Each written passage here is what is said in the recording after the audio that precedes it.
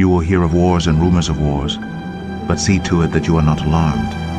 Such things must happen, but the end is still to come. Nation will rise against nation, and kingdom against kingdom. There will be famines and earthquakes in various places. All these are the beginning of birth pains. Then you will be handed over to be persecuted and put to death, and you will be hated by all nations because of me. What you are about to hear is real. The prophets wrote of a time when the signs of the end would be seen. This is where Bible prophecy and current events collide. This is Unsealed. Yes, indeed, this is Unsealed, the official podcast of Wings of the Eagle. I'm Christopher Manta, your host, and your brother in Christ, I hope. That's the most important thing we want to get out of these sessions is, are you on Team Jesus or what? Okay, now is the time. Today is the day of salvation, regardless of what we talk about on podcasts or whatever. We're bringing the gospel to our neighbors. Are we ourselves born again? That's the ultimate, right? No matter what else we discuss.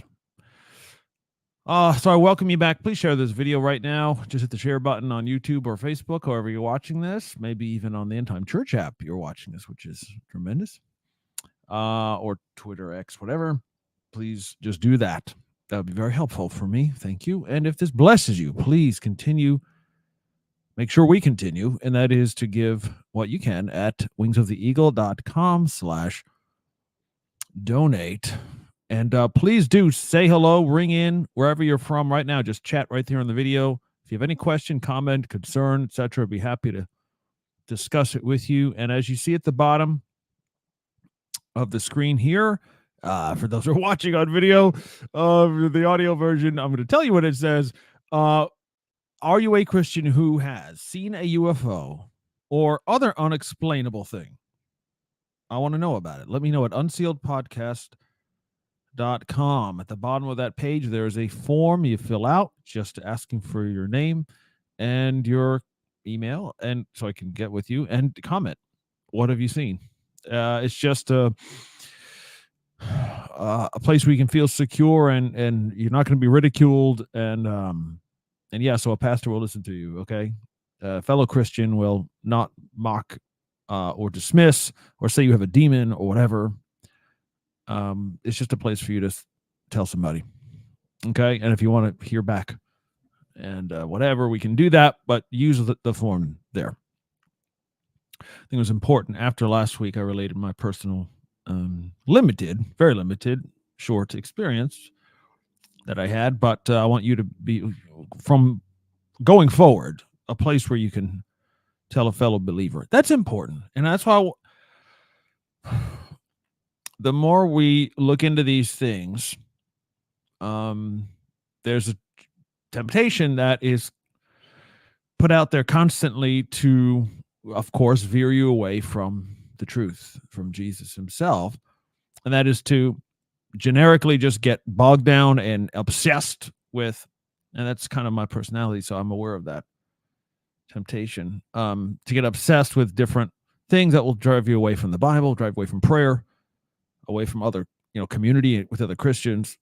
All, of course, is what the devil wants and what your flesh might want, but it's not what God wants. So this topic definitely invites that sometimes.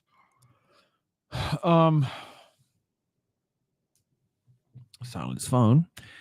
Anyways, and there's you can't go very far without running into what we're going to talk about today, which is Skinwalker Ranch. Okay.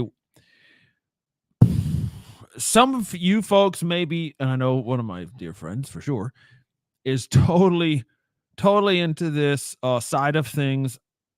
I was leery. Because if you read one of the books that we recommended several weeks ago that you read, just came out, just a new update just came out last month to it, but it's a very recent book called In Plain Sight by Ross Coulthart.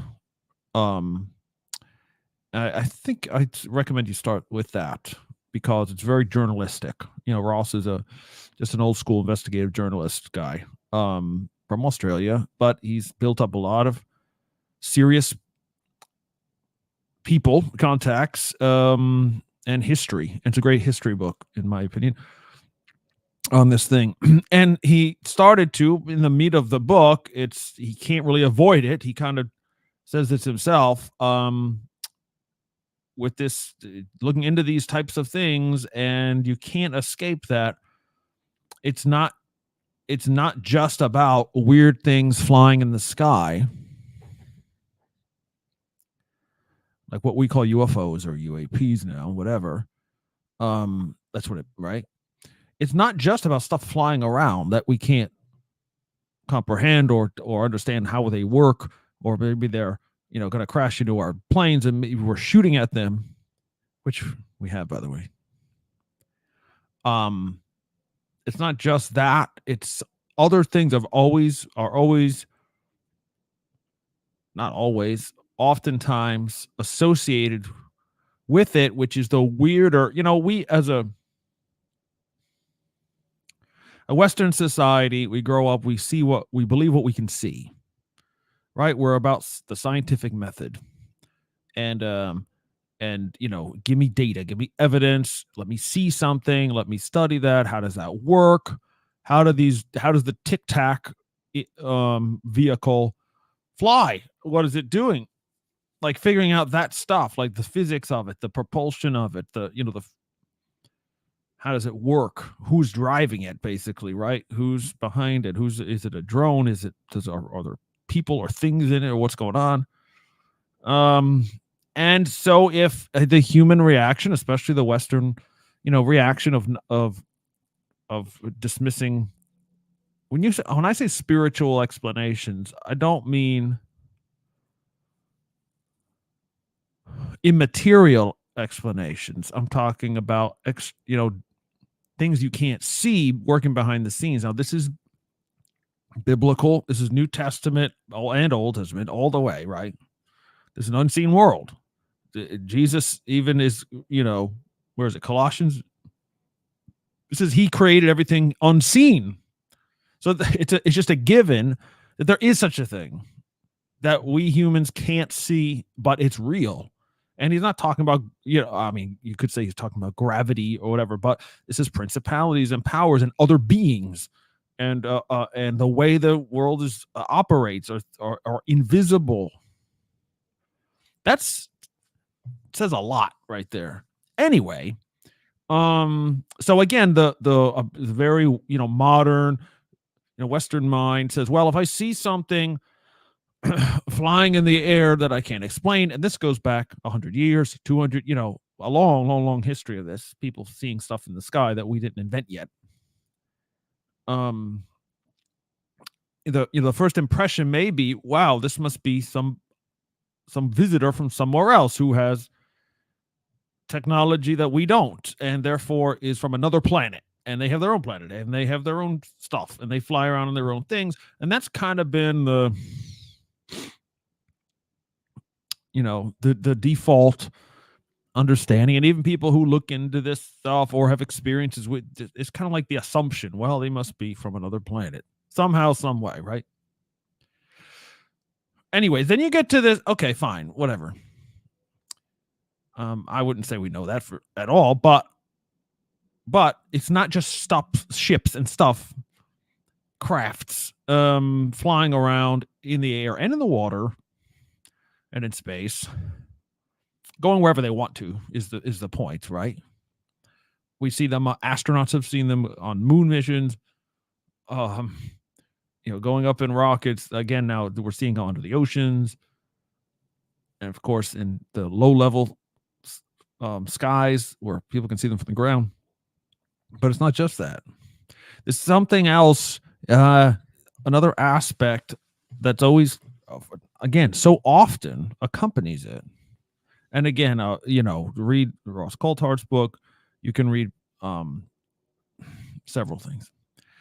But what we talked about a couple weeks ago was called Skinwalkers at the Pentagon. Now, that specifically was about a again, a historical record of this team that went to this place called Skinwalker Ranch and got government funding, millions of dollars, to study the phenomenon that happens there, because it was well documented before government contract was ever signed that this was a place where lots of crazy stuff was happening. And yeah, UFOs were part of it.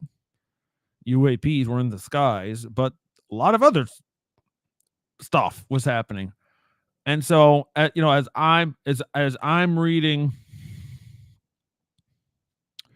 through, I'm trying to get a historical narrative. I'm trying to get a wider view of what's happening, military engagements, official government stuff, like, real grounded incidents and things like that, versus I heard someone who saw this, or I didn't get a picture of, like, real ground level stuff. But then you still often, this other stuff will still come up. What I mean by other stuff is what you would call psychic phenomenon, or creatures, portals in the sky or in the air, like X-Files all the way, right? Like weird, they call it it even is a term, I guess now, high strangeness. High strange. Well, that was strange. Oh, that was weird. Well, no, wait a minute. This is really weird because things are moving. It's like ghosts, poltergeists, sounds, electro wave, like radiation, people getting radiation burns, animals being mutilated in the broad daylight, creatures that you can't describe, like 6 feet tall wolves walking around. I mean, like crazy. Like, I know many of my brothers right now, my Christian friends, are probably like, well, dude, what is going on? Like, where's this guy going? Is he lost? Like, should we pray for well, yeah, you should pray for me, and I'll pray for you. But like,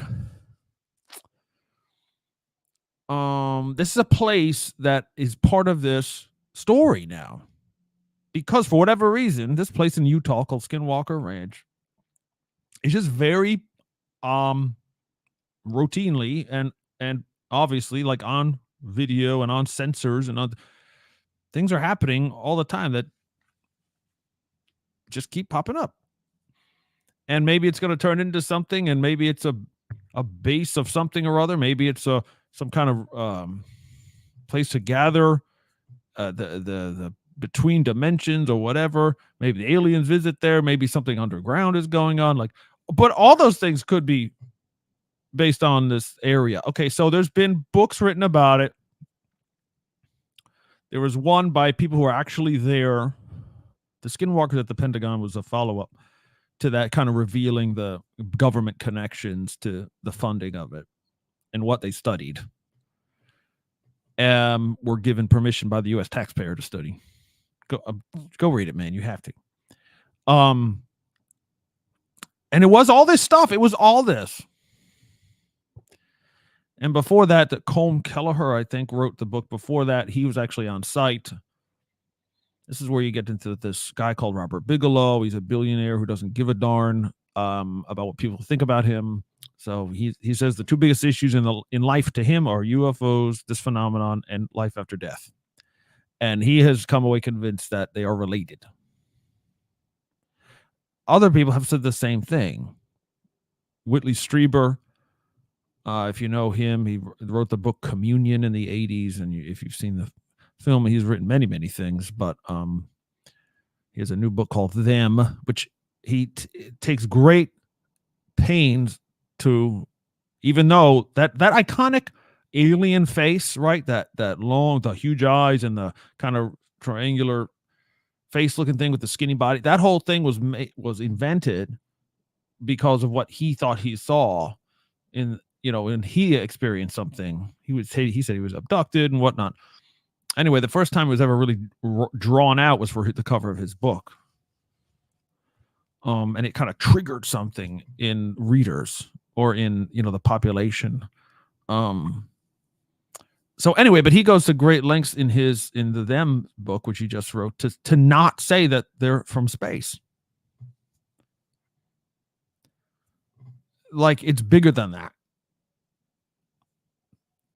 And so if we're serious about getting to the truth of this, we have to incorporate all these different things. I see your questions, guys. I'm going to get there in a second. But again, I'm still in like absorb the information. I've been behind. I kind of left it behind. Now I'm trying to reacquire, and all the stuff that's happening now at the government level. And so something's definitely going on. And why are we so nervous about admitting what we know, from, again, the government side and technologies, and what's the big deal?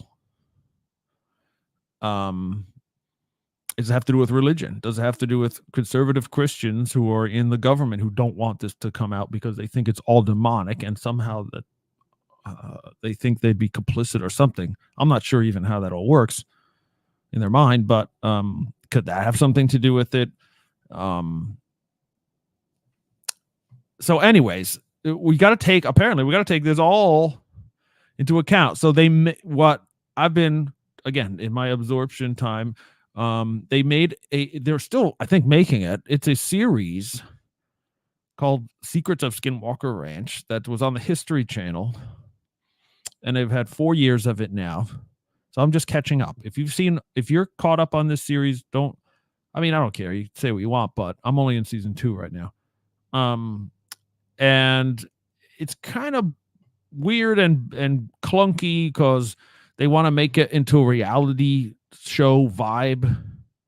So some of the dialogue is forced and stuff like that. But they show you experiments basically that they're doing, actual with meters, and it's not made up. They're not actors. It's the real place and the real people.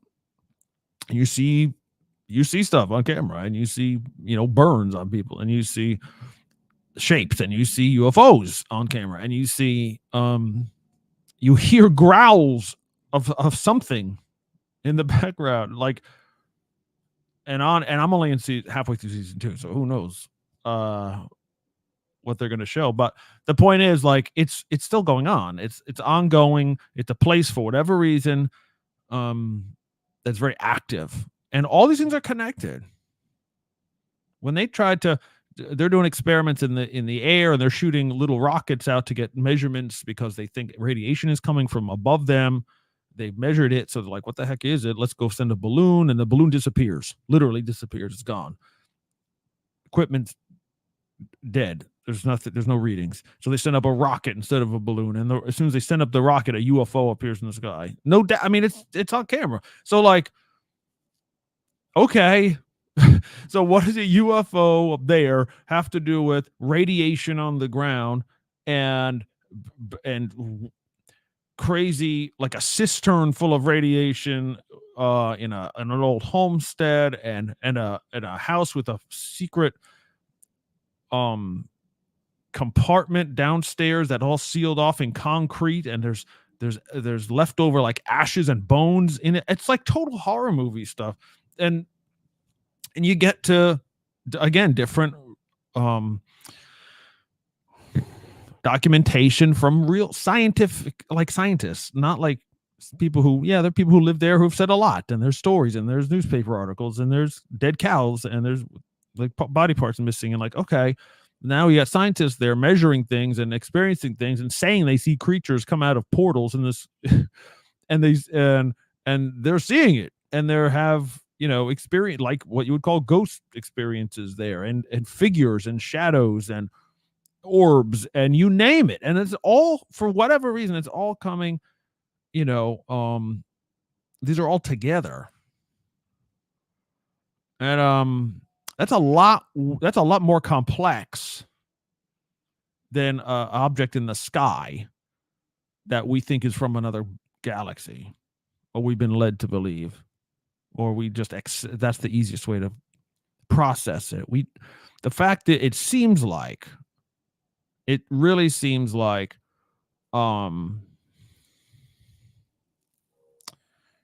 it's not aliens from anywhere.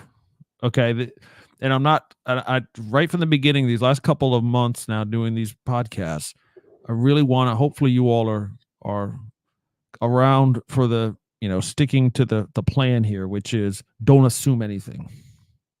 Don't assume it's demons. Don't assume it's aliens. Don't assume whatever. We got to really, if we're serious about being Bereans and being Christians who can witness to whatever's coming and stay faithful and to provide the love of God in this, then we've got to be serious and admit that we could be wrong about what we believe. This isn't the gospel. This is weird stuff. Okay. Do I want to touch on anything else about I think you should watch the show. It's well done. Again, it's like not the it's not a documentary, but that's kind of what they're doing. So I'll give you my theory up till now, not a theory, just a thought. What we might be dealing with. But let's get to some comments.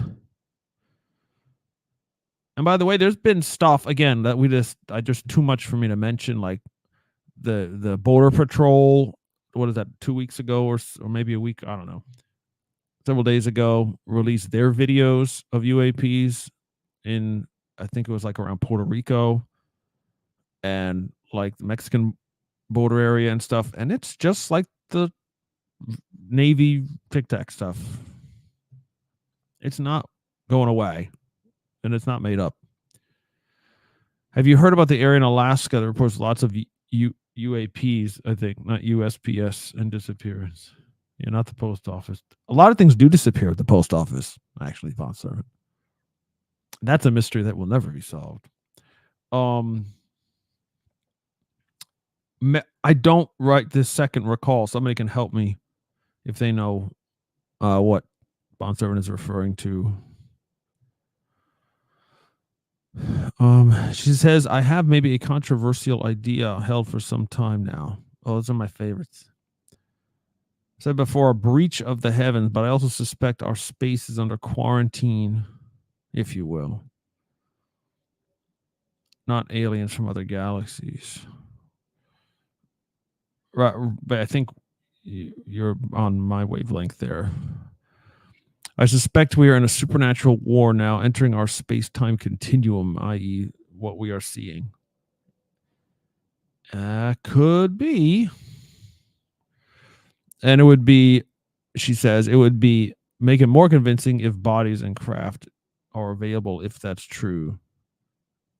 In other words,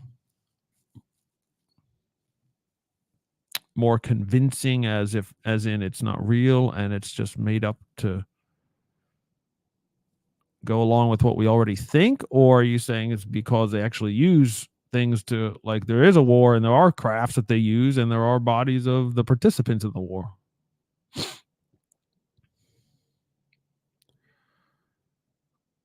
If they are aliens, if it was aliens, why are they so elusive? Does it make sense? Yeah, Jacques Vallée, if you know who he is, for decades now has been saying that. He took the issue very serious. He does take it very seriously, but he very quickly, like in a couple of years after, going around and studying these cases and phenomenon, is that it doesn't make any sense that it actually is an alien situation. And he's not a Christian, as far as I know, and he's not coming at it from that point of view. It's just like it just doesn't compute. There's more than enough. It's way overkill if aliens are just coming to scope out the Earth and go away, or study us or something.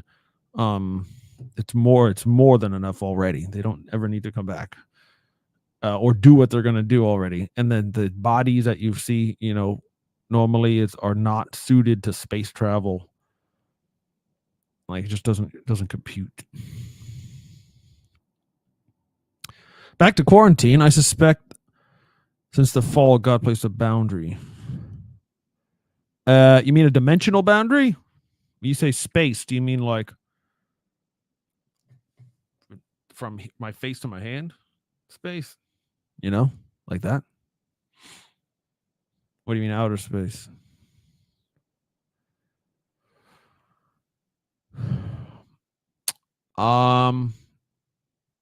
Hey Jeremy, I see a new commenter, Jeremy Kerr. What's up, dude? On Facebook, it says the rapture has demonic roots. Not talking about the rapture today, brother. Let's do that another time. In fact, we just preached on it at End Time Church this past Monday. Go check that out and share that one, because I think we probably would agree on a lot of it. Can anything get through the firmament? What's that? I mean, I hear it again. I know that when we started doing these podcasts a couple months ago on this topic, this is one of the first things we want to be sure that we're aware of, which is that Christians don't do well with new information. We just don't. Any new technology that comes out, we think it's the mark of the beast. Anytime there's something unexplainable, we think it's demons. Every time, right? It's happened in my lifetime. It's happened like over and over and over. And so we got to be smart. We got to admit that we're wrong. We got to admit that we don't know it all. That we've got some studying to do, and maybe God is going to. He hasn't told us boo about some of this stuff, and that's okay. So the quarantine idea, okay.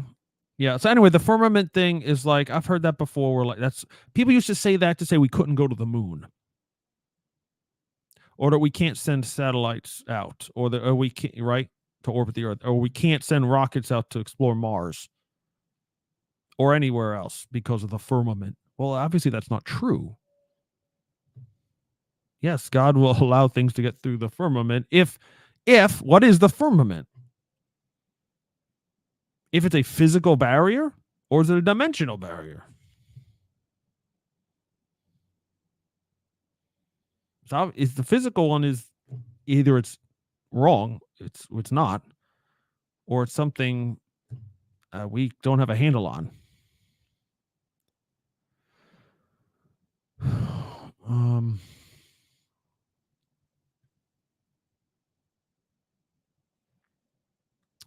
I'm going to get back to T-Rex in a second here. Jeremy, I just want to follow up. It says, I was stuck on the radiation belt. I can't get the Van Allen belt, but now the firmament is something new to me. Yeah, we've gone way past all that.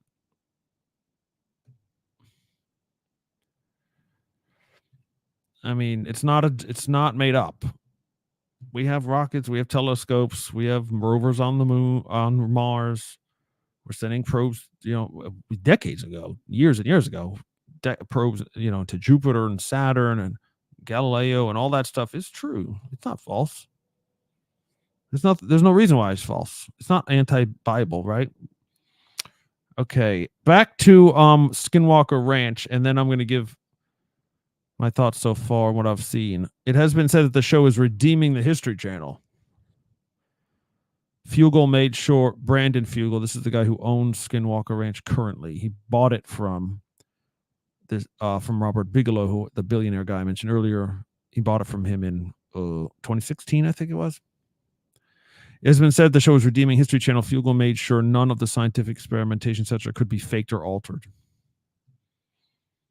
Yeah, that's right. History Channel had to sign a contract with Fugel that he drew up, refusing to embellish anything. Yeah, that's good stuff. That's good stuff. Because you would think, right, you channels want to make things look way better than they are, right, to get viewers. And Fugel is like, wait a minute, I already know what has happened here before. He's a native, and he's like, I know all the stories. I don't need to make up anything, right? If it's real true, and Bigelow's guys were there for years studying and getting these results, there's no reason to embellish anything. So let's just do it real.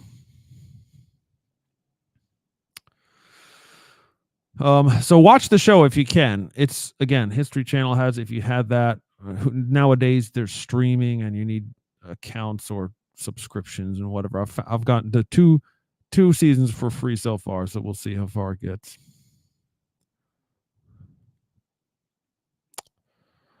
Makes sense why we're not able to colonize, say, the moon, since we can only get so far. I don't know that that's true. We've got permanent. I mean, there's stuff on the moon from us right now. The South Africa. Did they go there too? China, Russia wants to go to the moon, but remember they crashed because their stuff stinks. Their technology, I mean.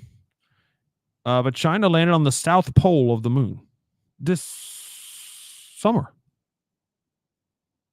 recently, and is planning on staying there. Thank you very much for something. It's got to be militaristic the way they are right now. Certainly not for exploration. But I think the moon is gonna. I don't think there's any to right now, unless I'm really ignorant. I don't think there's any border there at all. We can go there as much as we want, it seems. Doesn't mean we're not being monitored. In fact, again, some of these astronauts who've been up there and been to the moon have said, yeah, we were followed by UFOs.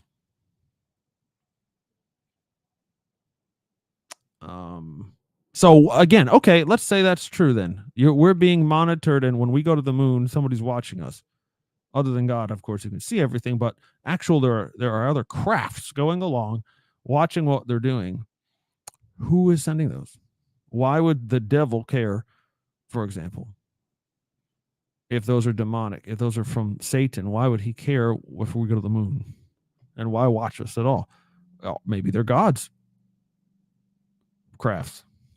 Why would God need a craft? I don't know. How do angels get around? In the Bible, we don't see, we just, other than Ezekiel, transportation, right? We see, well, Elijah had transportation. It was a vehicle, something that came from heavenly dimension, okay, if you will, to earth, and he left in it. So something is needed. Other than that, angels kind of it doesn't really mention. They just show up. They just show up, and then they just stop being mentioned. So how do they just appear and disappear? Are they traveling on something? Like, who's to say it isn't God's army in those UFOs? Why not?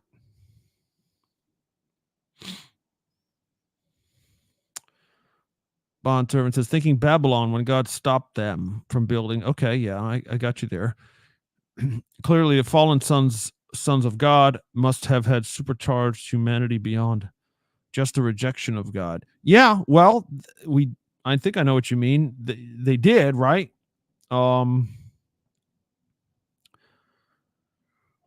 Especially if you take into account, I mean, Genesis 6, we know that happened, and they had a plan to do, a reason to do that. And it would go beyond just rejection of God, even back to the garden. You'll be like God, like the Tower of Babel. But I think Heiser talks about that tower as well. It's not, it wasn't it might have been the biggest, tallest building in the world at that time, but they were not close to the stratosphere, or, you know what I mean? Like, I think there was more to that. I don't think it was about how tall it was. When you say to the heavens, even, right? I think Heiser talks about this. It's like more like a temple or something to, I don't know, a doorway, a gate, a portal type of situation.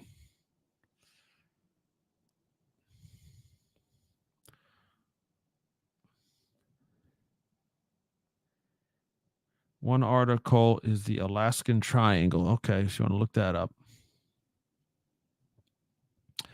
Oh, India. Oh, no, India did not crash, Jeremy. India landed. Russia crashed. India did not crash. What do you mean the radiation belt? Trust me, bro. There is nothing stopping us from going up there. It's true. Don't trust me. Who am I? But there's no reason to say it didn't happen. Our understanding of the Bible sometimes is false. Yes, human beings have been up in space and on the moon. And if we can get our technology to advance to a point where we can put people on Mars, we're going to do that. That's just what we do. I think God put that in us. Be fruitful, multiply, subdue the earth. Well, we're not being really faithful to that specifically, but there's still something intrinsic in being a creation, being God's image, to create and to go and to subdue lands and stuff like that, right? So I don't think it's evil or demonic or anything to want to go to have the desire to go and search the stars and other planets and stuff. Mystery of the Alaska Triangle theories the strange disappearance of 20,000 people in 50 years. What? That can't be right. That's a lot of people. There's got to be some embellishment in there.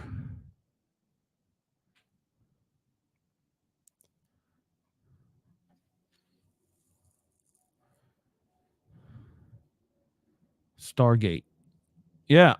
Yeah, remember they tried to build a gate to another place. See, and this is the thing, guys. If we're talking, and I'm going to give you my view now, I guess. If we're talking about portals, gateways, interdimensional travel, basically, or wormholes, okay, if you want to use the Einsteinian terminology, a wormhole is, if you don't know, it's shortcut. A shortcut. You can go from, for example, from the United States to China instantly through that theory or that explanation. You don't actually have to go the distance. You're creating a shortcut in between 2 points. That sounds like teleportation. Yeah, it does. But it's mathematically possible. I mean, like we've borne it out. We can see it's possible. We don't know how to accomplish it through the technology we have, but maybe others do have that technology. And if let's say, for sake of argument, again, I'm not saying I believe this, but let's say for sake of argument, it's an alien race from 1,000 light years away, whatever. But they're not actually traveling across space. They're actually using wormholes. That means they can go from their front door on planet X to my front door instantly. You don't need to fly through space. I mean, technically you are, but it's boom. It's like that. There's no reason to be in the sky. There's no reason to be in orbit, for example, right? So let me just touch on one other thing here that Jeremy is saying, and I want to push back a little bit. He says, everything is man-made or UFO, just is not known to the public. That's not what our government is saying now, Jeremy. Our government is officially admitting there are things flying around that they don't know and is not theirs. Military has so many things we don't know about. Yes, but not everything is theirs. So we've got to, Jeremy, I encourage you to do more reading on this. Read Ross Coulthard's book to start. It's called In Plain Sight. It'll prove to you that the things that are happening are not the U.S. military. Yeah. Okay. So what we have to do, if we're taking all these things into an account, and what's the Skinwalker? Why do they call it? First of all, it's another horror movie name, if I ever heard one. Skinwalker Ranch. Ooh. It's a place in Utah that used to be the property of the Ute Native American tribes. There were conflicts between the Utes and the Navajo peoples over the centuries. And the name comes from, I think it was the Navajo, if I got my story right. There was an incident where they had bad blood and bad treatment between the tribes and where they weren't getting along. So they cursed that place. Story goes, okay, I'm not saying I believe this. The story goes they cursed it, and with what they call skinwalkers. In other words, humans that would put on animal skins and walk around, but in like a supernatural way, like beyond somebody putting on a suit. And so that's where the name comes from. And, it persists. One of the things, definitely not the only thing, but that is seen and recorded there. But one of the things is giant animals. I mean, really big, like dogs and wolves, and walking on two legs, attacking other animals, snarling at people, chasing away things. So like that's part of it. I don't know why, but that's part of the ranch experience, and that's where they get the name, and that's why the name is stuck.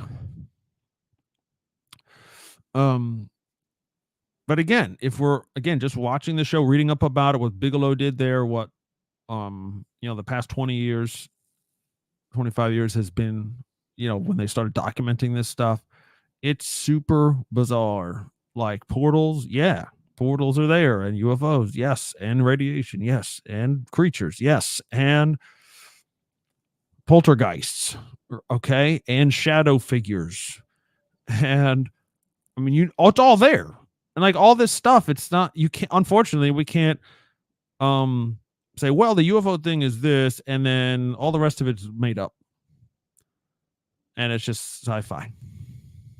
Apparently, it's not. So we got to rectify that whole thing. So right now, and it could change, it could evolve. The information that I can put together, from what I can tell, the David Grush claims, what the government has admitted is already there. What could it be if it's real? What we know from the Bible, of course. The fact that the military has had many, many, many encounters, including intrusions on nuclear missile sites, turning missiles on, turning missiles off. This is not us human beings messing with ourselves. So there was, to me, it's more like what you would call interdimensional situation. That's a trademark.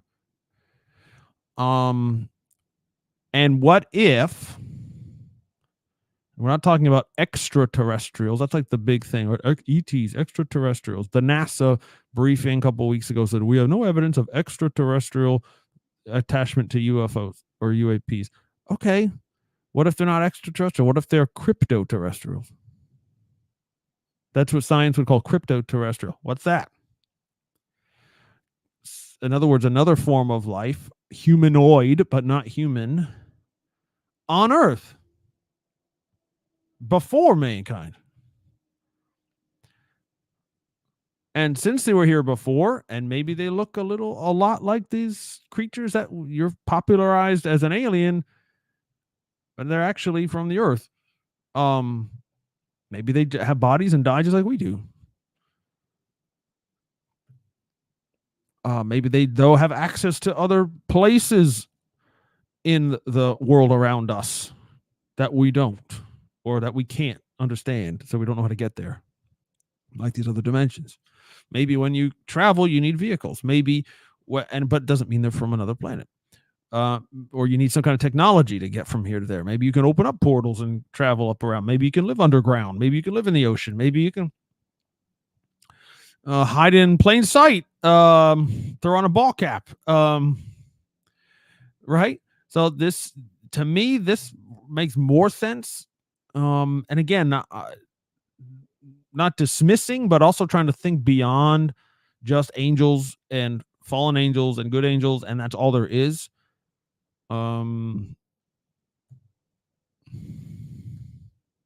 Just we got to think a little bigger, right? Because maybe we're talking. We know they made life forms, right? The Nephilim, right? They made other things that were not human, but human-like. They were giants, not small, but they weren't wiped out by the flood, even though that was the point of the flood, right? And Moses and Joshua and all, they still were dealing with their descendants, their families. These, at least partially, non-human humanoids. And so that all could be involved. And if they survived, if they endured somehow and they got taught this high technology, heavenly stuff, you could say, if you believe the Book of Enoch or not, but I'm just saying, like, there's stuff in there they can show you. Well, yeah, it says the angels came and they taught mankind how to do these basically high technology things. It doesn't sound high technology now, metalworking, and wait a minute, we're talking about meta materials, right? We're talking about metal crafts. We're talking about things we don't know how they're composed atomically. I don't know now, right? Something else is going on for sure. And it's a big mistake if we dismiss any of this stuff. I understand it sounds like new agey, right? What I understand, but it doesn't necessarily mean it's wrong. It doesn't necessarily mean it's not true. Like the rapture issue, as an example, and I'll get right off this. But like I had to answer someone today. Like someone even said, was it Jeremy? Yeah, Jeremy led earlier in the show, and then somebody on YouTube I replied to this morning from our sermon on Monday night I said rapture 2030 at least, and the comment said, or never, like no rapture ever. Like, wait a second, there's a big difference between saying the rapture event is misunderstood, it's people are assigning it to the wrong point of the timeline, prophetic timeline, or the purpose of it they don't understand, we don't get what it's for. That's one thing, but saying it doesn't exist and it's made up is not true. Is it right? Do you see what I'm saying? There's a difference between saying we understand it wrongly, or it's not how God actually said something, versus it's not true at all. It is true. We just don't understand it correctly. Okay. I think that's where we're at. Right? We can't dismiss things as being false when they're actually true. We need more help from the Lord on it. Yep. For sure. As Christians, we need to do a lot of soul searching. We got to make sure we're open. We got to make sure we're accommodating to other Christians who are having these things happen to them, maybe, or that they see. And they need to know there's the church is on board. And by the way, the Bible is a supernatural book that defies conventional explanation all over the place. Right? That's the Bible. It's being poetic or whatever. No, right? There's actual angels who had sex with women, somehow produced offspring. There's actual chariots of fire that take Elijah to heaven. There's actually virgin births. There's actually resurrections from the dead. There's actually water turned into wine. There's actually food, bread and fish supernaturally reproduced. And on and on and on. There would be no Bible without that stuff. Even surviving in the wilderness of Saudi Arabia and Jordan for 40 years without their shoes wearing out.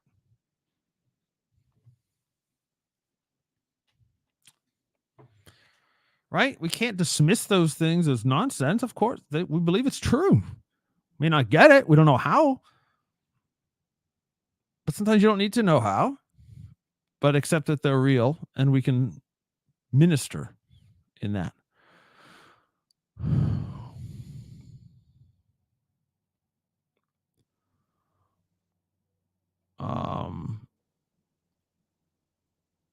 Let's see. Oh, we got stories here. Hang on. This is good. Bond servant says, I've had 2 instances of angelic visits in my life. Now, for those of you who don't know who's saying this is a extremely serious Christian lady who's all about the gospel and is totally transparent and credible. I've had 2 experiences of angelic visits in my life. One, I woke up from sleep, saw a man in white standing next to my bed. Then he just disappeared. I was not afraid at all, just surprised. I'll say that's surprising. Man, I didn't know that, by the way. Second time, I was a courier and in a bad mesostorm in Minnesota. I don't know what that is, a mesostorm. And had to stop at a convenience store to wait it out. It was so bad, it was frightening. A young man walked up to me while watching out the window and said, "Don't worry, you will not hit floodwaters and will make it back home." I turned around to talk to him and he was gone, literally gone. Tornadic. Okay, like tornadoes. It was tornadic storming where nowhere for him to go. I knew that it was the Lord sent me an angel for courage. Wow. And so in light of snap travel, yeah, I believe it. Like being there and being gone, either it's right, either it's travel, like one place to another, like again, keeping it scriptural, like Philip, right? He's baptizing the Ethiopian in the river one time, and boom, now he's in another city, literally miles away, instantaneously. And we know God can do what he wants. He's not bound to anything. At the same time, he does like to kind of tell us how he does things. And our faith, he says, can reproduce those things. So there's some kind of process. So yeah, there's that, right? Disappearing and reappearing in a whole nother place, like a wormhole, boom. Could be that. But that means the angel went somewhere else on the earth. Right? If we're talking about dimensional travel, as far as I could be wrong. My brain might be too small for this, but as far as I understand, that wouldn't require him to go anywhere.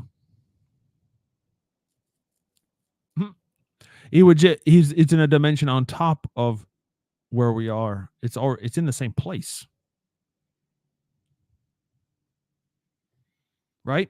To say that there is right now we exist, in our terminology is we exist in 3 dimensions, right? Height, length, and width, and we have a 4th dimension we call time. That's what we can see and observe. That's what makes things 3-dimensional. A 3D object has mass, weight, right? We can measure it. That's what we know. How long, how high, how deep. And if there's a process of time where they go, this time you're here, this time you're here. But if there's more dimensions that we can access or we can know about, if you're a creature, a creation, basically it just means they can disappear, but they're still there. Now, to me, that makes me think of Hebrews and the great cloud of witnesses that are watching you. Does it mean they're up in the sky on a fluffy cloud with binoculars?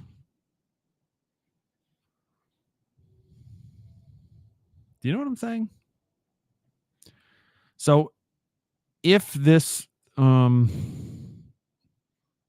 type of explanation is closer to the truth, then it's even weirder and it's more mind-blowing than aliens.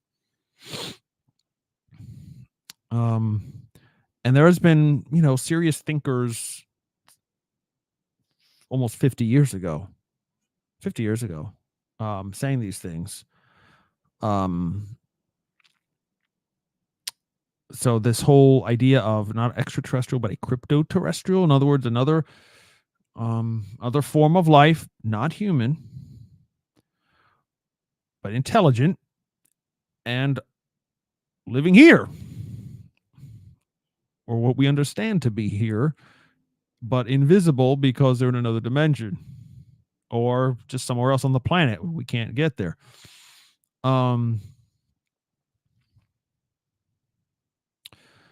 Jacques Vallée, who I mentioned earlier, and J. Allen Hynek.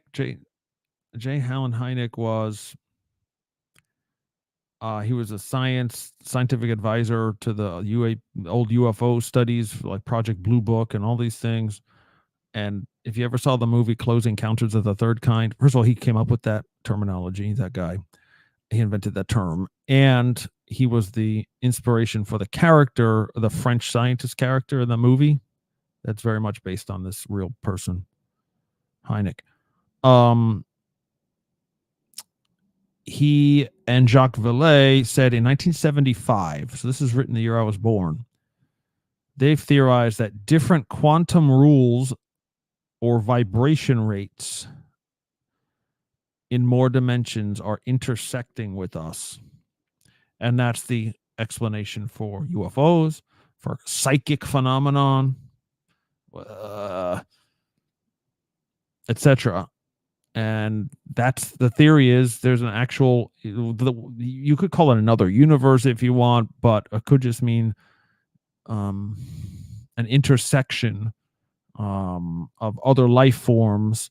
And what it says, different vibration rates, that if you know what string theory is based on, that's what it's based on, which is that reality and all the dimensions of space and time are actually vibrating strings of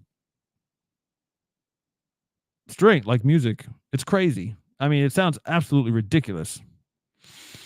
But it's basically how the universe is constructed by God. When he says he's God spoke and said, "Let there be light," and there was light. If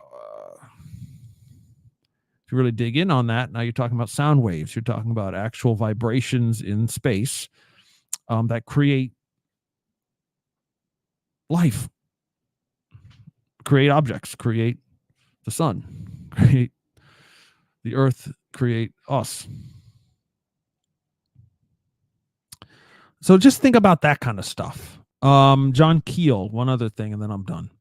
John Keel, who is dead now, but he, again, was working on the 60s and 70s on this UFO stuff. He was a writer. He wrote the Mothman Prophecies book, made that to a movie. Did I mention this already? I'm not sure.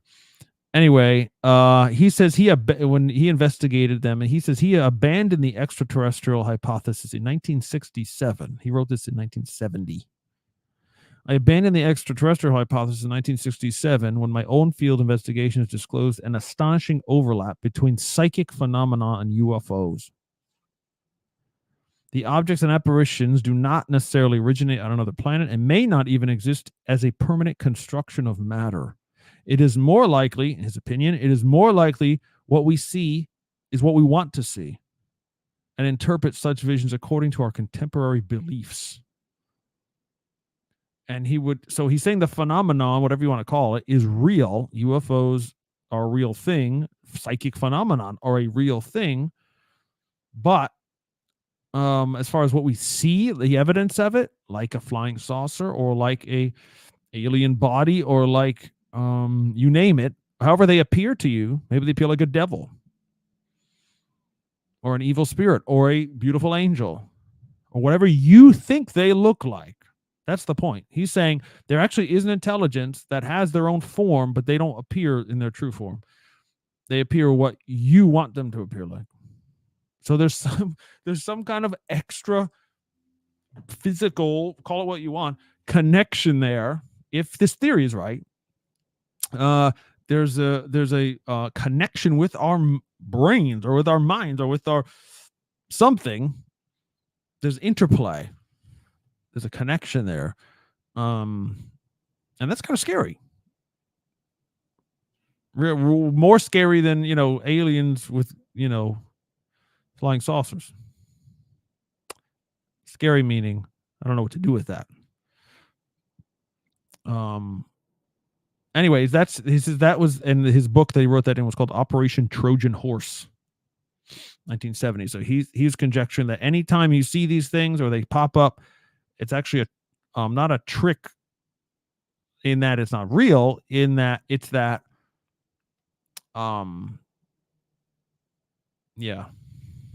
it's appearing different based on the observer, which is crazy and insane. But guess what?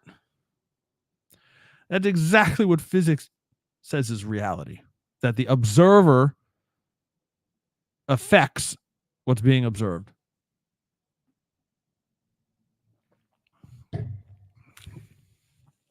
Mind blowing. All right.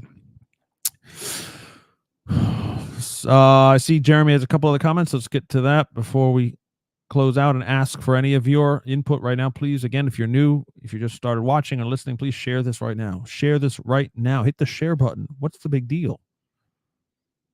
If you want to support our ministry, please do so. We don't have any budget. Okay, we depend 100% on your offerings and your gifts. wingsoftheeagle.com/donate.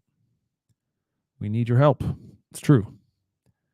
There's no church or anything else doing this. It's just us Christians who think it's worthwhile and following God.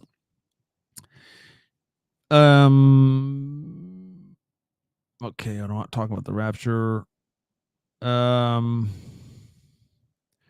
I was 10 years old, Jeremy says, I was healed in Jesus' name. Amen. God touched me and pulled my sickness out of my ear canal. So I'm a firm believer. Praise the Lord, brother. God is all kinds of awesome healings, right? Thank God for you. What are holding demons to this earth? Okay, we can talk about this for a long time. There is no escape for spirits. Nothing can get past the firmament or something. Okay, now hang on. If we want to be scriptural, thank you, Sarah. Or if you want to be scriptural, demons are disembodied spirits of what the fallen angels created in Genesis 6. If you're talking Enoch here, this is just plainly said that demons are the spirits of the Nephilim, the ones who were created by angels and women in Genesis 6. Those are demons. That's where they came from. They're not, God won't accept them in heaven.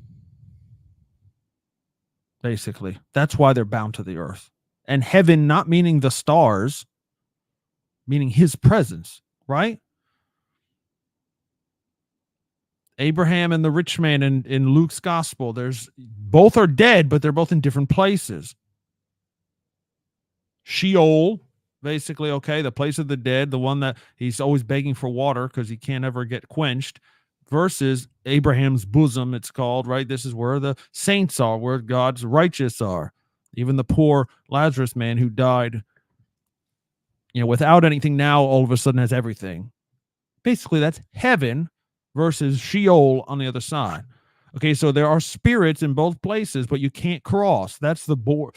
When you say there's nothing holding demons to the earth,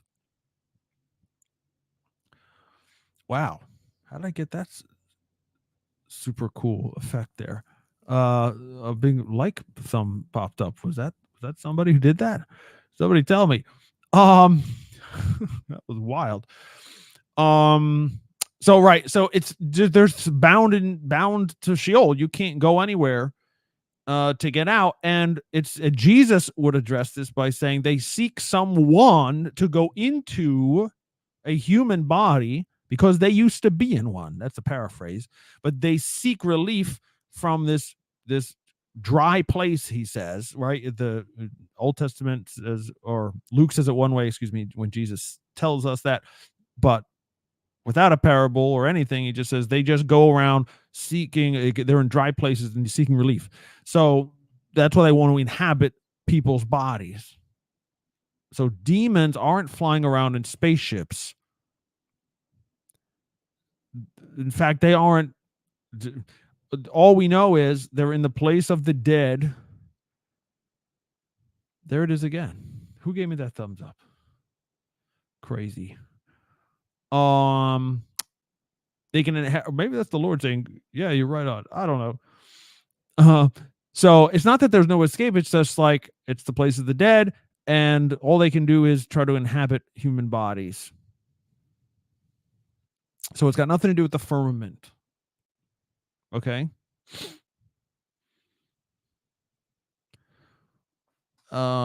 Frequencies have effect on the Earth's harp. I'm sorry, I don't understand that. But yeah, I mean, again, yes, there's things we don't.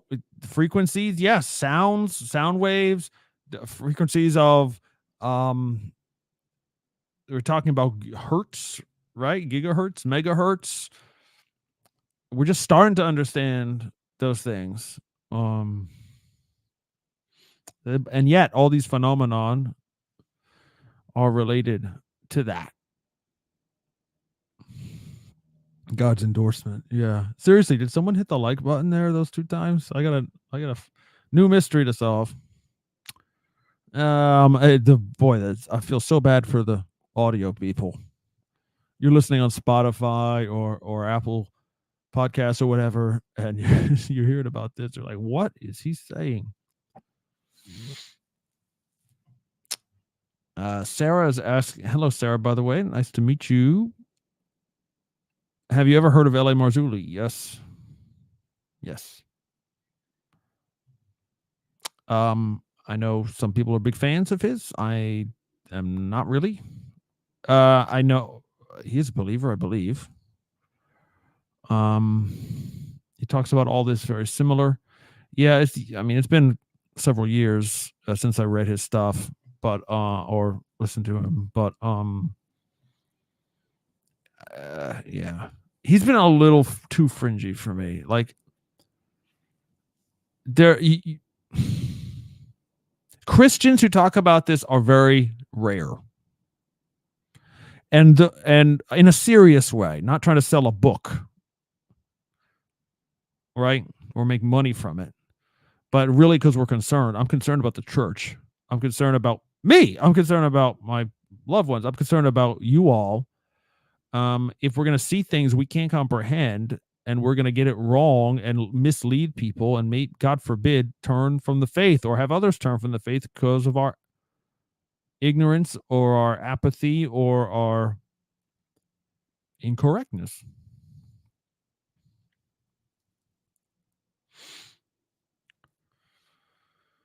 Yes, he is a believer. He came to our church years ago, talked about it. Yep.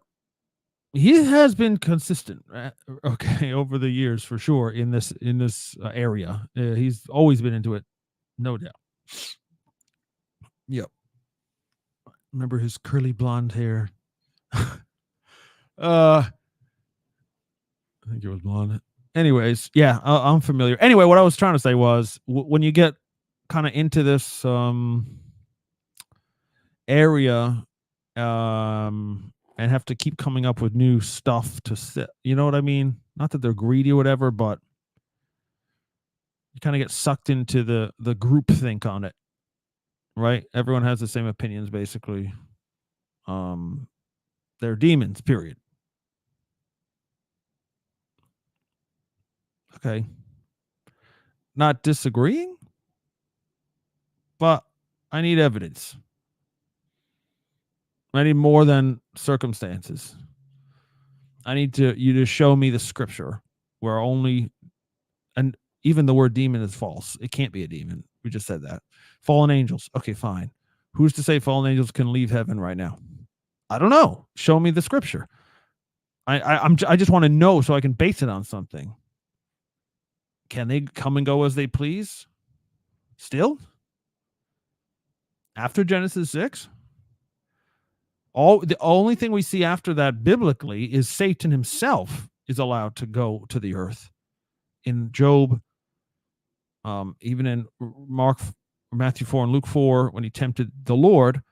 But then after that, I mean, his physical, like his actual body, is nowhere to be seen except for heaven. Revelation 12. He's mentioned as the prince of the power of the air, so something higher. Again, don't necessarily think physically higher.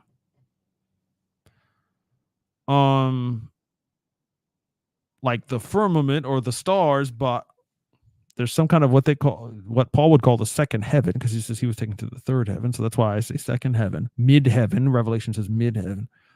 There's this space in between where God is and where we are, where angels fight and stuff. Daniel 10. The idea of a principality of watchers. There's watchers over the nations. That's what they were assigned to do,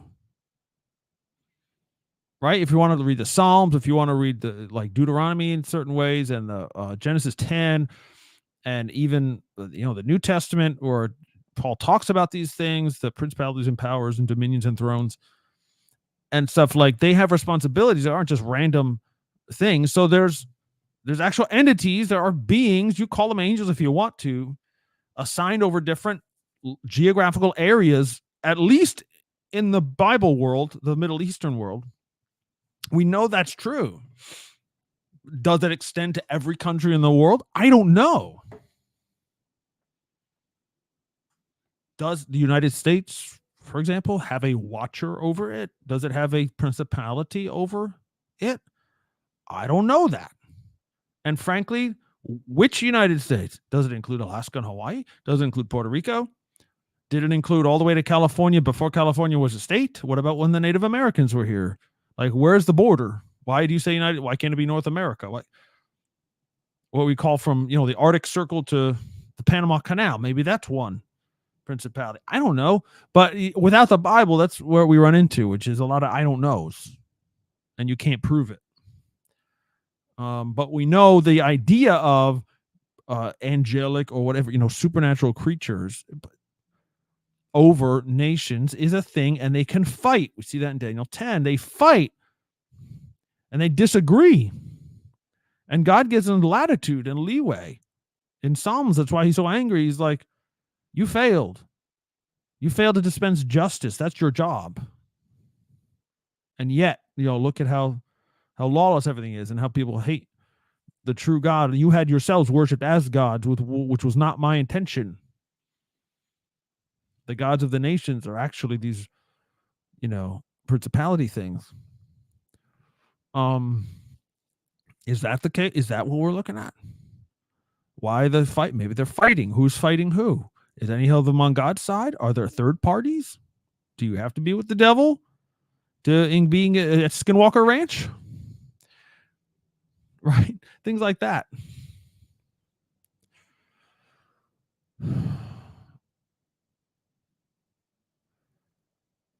Is that where spiritual battles happen? Yeah, I think so. I mean, in Daniel, it sure was, right? He said he was in prayer for 21 weeks. He was in mourning. He was sackcloth and ashes. And the angel's like, yeah, I couldn't get to you. God sent me immediately, but I couldn't get here for 3 weeks, 21 days, because the Prince of Persia was there and the Prince of Yavin were, right? Like, what? Yeah, this is why our prayers sometimes are delayed, apparently. Our answers. There's actual warfare going on. Yes, when you can feel spiritual warfare over your situation, or that's probably what it is. There's an actual battle happening.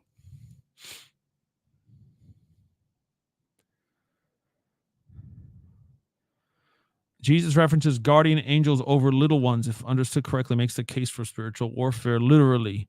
Well, it says the face of these little ones has, what does it say? Their angels have the face of their father, or have the attention of the father at all times. That's where the idea of a guardian angel comes from. Whether that means each individual believer or each child, like each human has, I don't know. But something in there If Jesus says it, we know it's true, right? God says we know it's true. So, okay, something's in, maybe they're only children of Israel. Or maybe when we come to faith, we get assigned one. But what if you're born with one? Like, I don't know. So, yeah. Anyway, so what was this stuff, this UFO, UAP, psychic incidents thing, it could be all part of this. It could be. But there could be more, right? There are more creatures that we only get glimpses of, or maybe we don't know about at all. Maybe they're the ones doing this. Maybe God is behind it all. He's like, you know what? I'm going to do this thing. I'm going to allow this area to be very, they can do whatever they want here. I don't know. We shall see. Anyway, I recommend Skinwalker Ranch on your own time. Go read about it. It's very bizarre. But a lot of things happen to a lot of different folks over a long period of time. And many of them now are documented with actual instruments and data. And it's real wherever it's coming from, or wherever the answered revelation of it is. It's for real. So I'm going to continue to watch the show and see what else is documented and go from there. But I just wanted to let you know that apparently, whether we like it or not, it's part of this whole story. It's part of this whole understanding. If we're really setting out to understand and what God is doing, this is a part of it, and we can't separate it out from things flying around after Air Force, or Navy folks off the coast of America. It's actually way more involved and personal, it seems.